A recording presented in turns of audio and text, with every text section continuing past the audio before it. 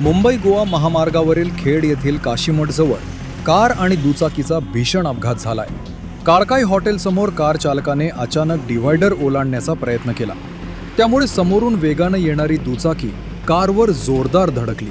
या धडकेत मोटरसायकलवरील तिघेही तरुण जखमी झाले.